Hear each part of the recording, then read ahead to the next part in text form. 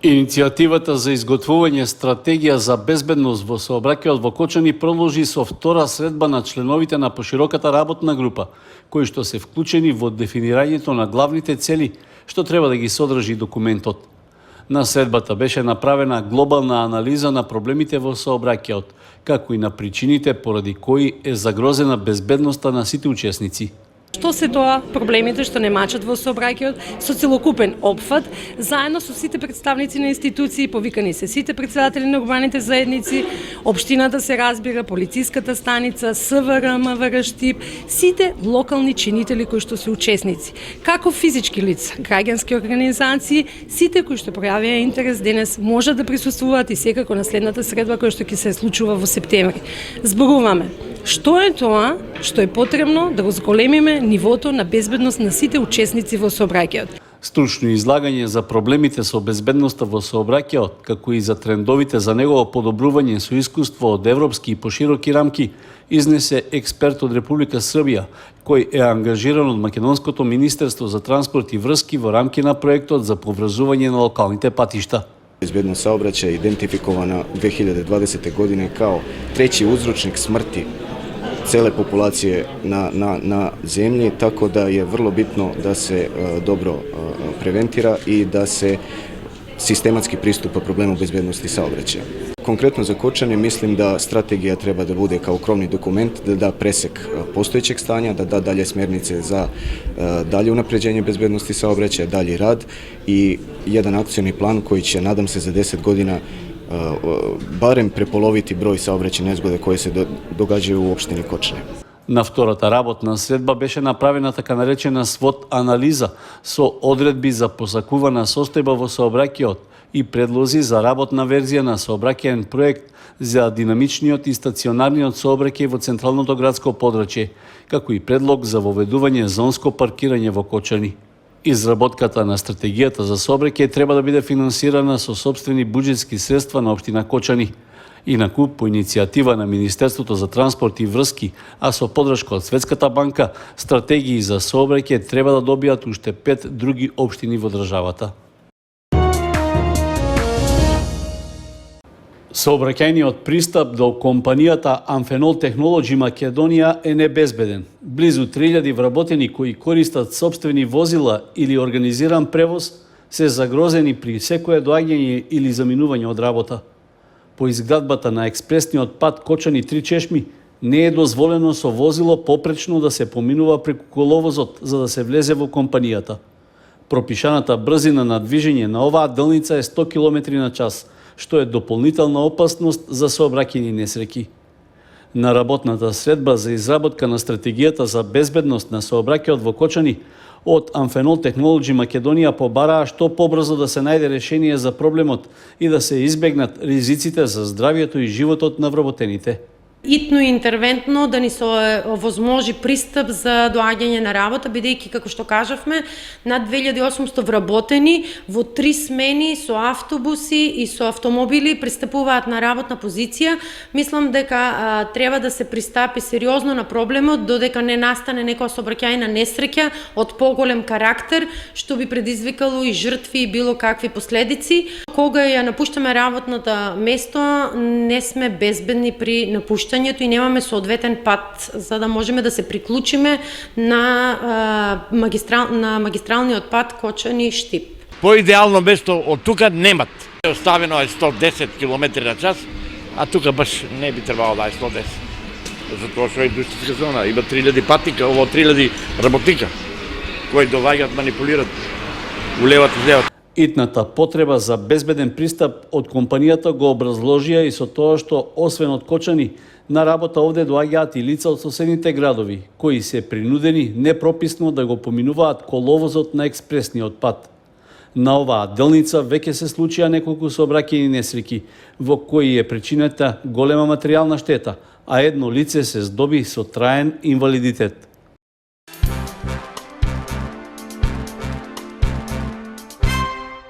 Повисоки цени на млечните производи е забележано низ маркетите на почетокот на оваа работна недела, а сирењето и кашкавалот се продаваат за 30 денари поскапо од претходно.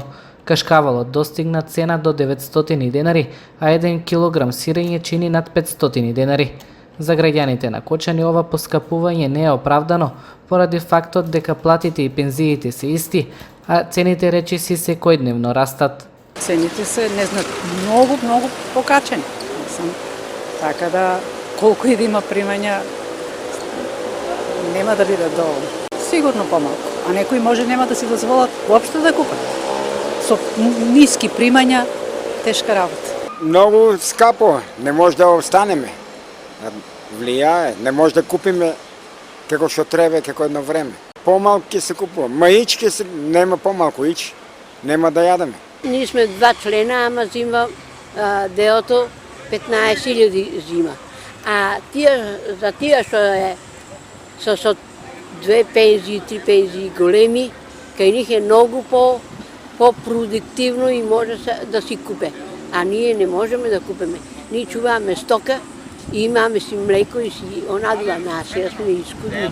Не можеме да име да купам ја сирење, најскапото сирење, 500-600 динара.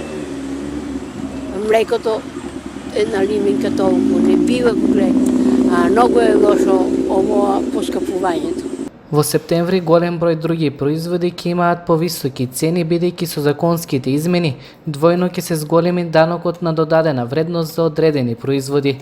Растот на цените на храната доаѓа откако завршија мерките за ограничување на маржите и данокот.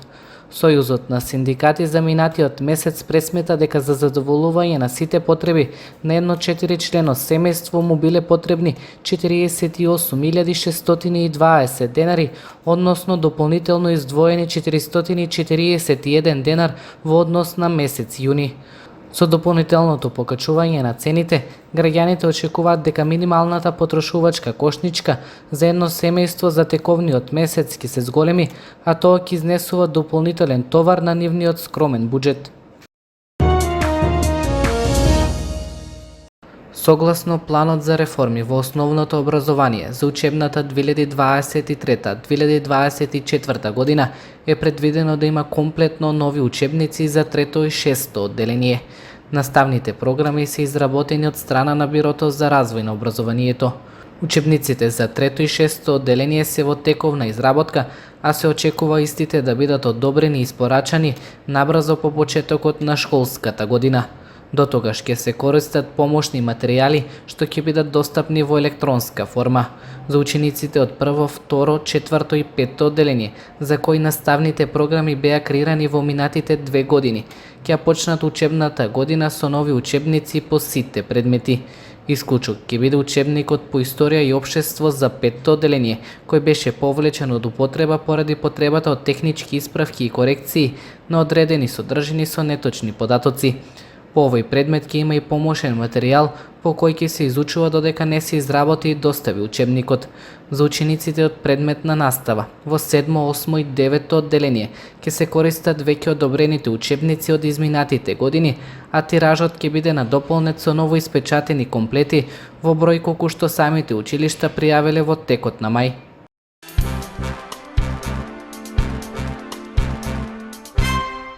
Во основното училиште Раде Кратовче во тек е постапка за обезбедување нафта за затоплување на објектот, а за што е распишан и јавен повик за избор на снабдувач.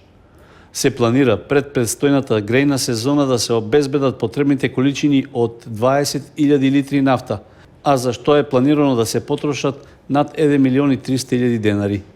Со оваа количина ќе се затоплуваат училниците и другите помошни простории во училиштето. Во јавниот повик е нагласено дека количините се максимални, а квалитетот треба да одговара според правилникот за квалитет на течни горива. Основното училиште, кое се јавува како нарачител на услугата, се обврзува дека плаќањето на испорачаните количини ќе биде во рок од 60 дена, по цена што ја определува регулаторната комисија за енергетика, а која ќе биде во важност на денот на испораката. Тендерската постапка за јавната набавка трае до 1 септември, пошто доколку нема пречки во постапката, истата би требало да се реализира во наредниот период. Испораката на нафтата ќе биде сукцесивно, односно според потребите на основното училиште Раде Кратовче, а за што ќе се доставува и нарачка до снабдувачот.